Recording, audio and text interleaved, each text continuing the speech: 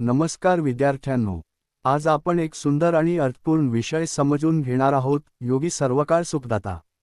सर्वप्रथम मध्यवर्ती कल्पना समजून घेऊया। या अभंगात लेखकाने योगी पुरुषाची महानता सांगितली आहे। तो सांगतो की योगी हा साधा माणूस नसतो, तो खूप उच्च स्तराचा असतो। लेखक योगीची तुलना पाण्याशी करतो। पाणी सर्वांना उपयोगी पडते, सर्वांना शांती देते, पण तरीही योगी हा पाण्यापेक्षाही श्रेष्ठ आहे। का? कारण योगी सर्वांना सुख देतो। तो कोणताही भेदभाव करत नाही। त्याचं जीवन शांत, संयमी आणि लोकांसाठी उपयुक्त असतं। अनेक उदाहरणांद्वारे लेखक सांगतो की योगी व्यक्ती ही नेहमी इतरांच्या भल्यासाठी जगते। म्हणूनच योगी हा खरा सुखदाता आहे, सर्वकाळ। विद्यार्थ्यांनो, आपल्यालाही योगीसारखं जीवन जगायला शिकायला हवं। शांत राहणं, इतरांना मदत करणं आणि चांगले विचार ठेवणं। Next page. विद्यार्थ्यांनो, आज आपण एक सुंदर अभंग समजून घेणार आहोत। या अभंगात संत कवी योगी आणि सामान्य माणसाच्या जीवनातील फरक अतिशय सुंदर उदाहरणांनी सांगतात। जसे चकोर पक्षी चंद्रकिरणांवर जगतो, तसेच योगी आध्यात्मिक आनंदावर जगतात।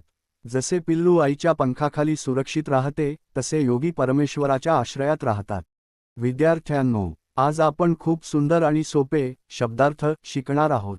हे शब्द तुमच्या परीक्षेसाठी खूप महत्त्वाचे आहेत, त्यामुळे लक्ष देऊन ऐका। चला सुरुवात करूया। जेवी म्हणजे ज्याप्रमाणे, तेवी म्हणजे त्याप्रमाणे, जळ म्हणजे पाणी, उदक, निर्मळ म्हणजे स्वच्छ, पवित्र, इहलोक म्हणजे मृत्यूलोक, जीवन म्हणजे पाणी, निजस्थान म्हणजे आत्मस्थान, मळ म्हणजे घाण, स्वानंद म्हणजे आत्मानंद, चकोर म्हणजे चांदणे पिऊन जगणारा पक्षी, राईट साइड वर्ड्स, पंखोबा म्हणजे पक्षिणीचे पंख, मृदुत्व म्हणजे कोमल, नाजूक, सबाह्य म्हणजे आतून व बाहेरून, तृप्त म्हणजे तहानलेला, निवणे म्हणजे सुख देणे, तृप्त करणे। आता शेवटचे काही महत्त्वाचे शब्द। क्षाळते म्हणजे धुणे, खालुते म्हणजे खाली, रसना म्हणजे जीव, सर्वेंद्रिये म्हणजे सर्व इंद्रिये। विद्यार्थ्यांनो, हे सर्व शब्दार्थ नीट लक्षात ठेवा आणि 2 वेळा वाचा। विद्यार्थ्यांनो, चला सर्वात आज चौकटी पूर्ण करा पाहूया।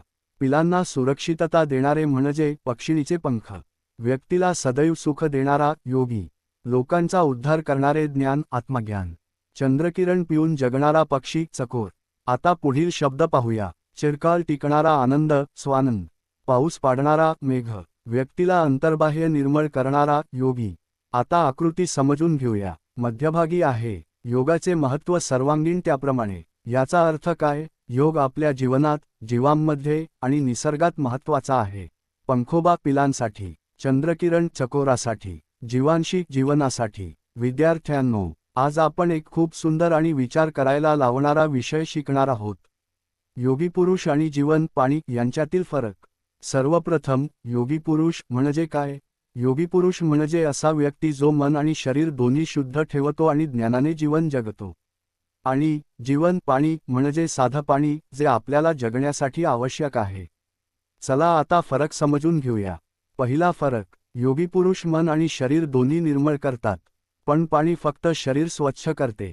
दुसरा फरक, योगी पुरुषांच्या ज्ञानामुळे आपल्याला कायम समाधान मिळते, पण पाण्यामुळे फक्त थोड्या वेळासाठी तृप्ती मिळते। तिसरा फरक, योगी पुरुषामुळे आपल्या सर्व इंद्रियांना आणि मनाला शांती मिळते, पण पाणी फक्त शरीराची तहान भागवते। चौथा फरक, योगी पुरुष लोकांना आत्मज्ञान देतात, तर पाणी फक्त शरीराची गरज पूर्ण करते। आता आपण काही समानार्थी शब्द पाहूया। जीव म्हणजे रसना, पाणी म्हणजे उदक, जीवन जल, ढग म्हणजे मेघ, गोडपणा म्हणजे मधुरता, समाधान म्हणजे तृप्ती, सर्व म्हणजे सकळ। निष्कर्ष, विद्यार्थ्यांनो, पाणी आपल्या शरीरासाठी आवश्यक आहे, पण योगी पुरुष आपल्या जीवनाला दिशा देतात। म्हणूनच ज्ञान आणि संस्कार खूप महत्त्वाचे आहेत।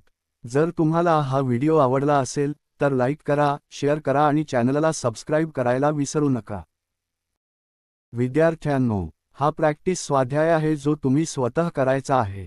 जर तुम्हाला हा व्हिडिओ आवडला असेल तर लाईक करा, शेअर करा आणि चॅनलला सबस्क्राईब करायला विसरू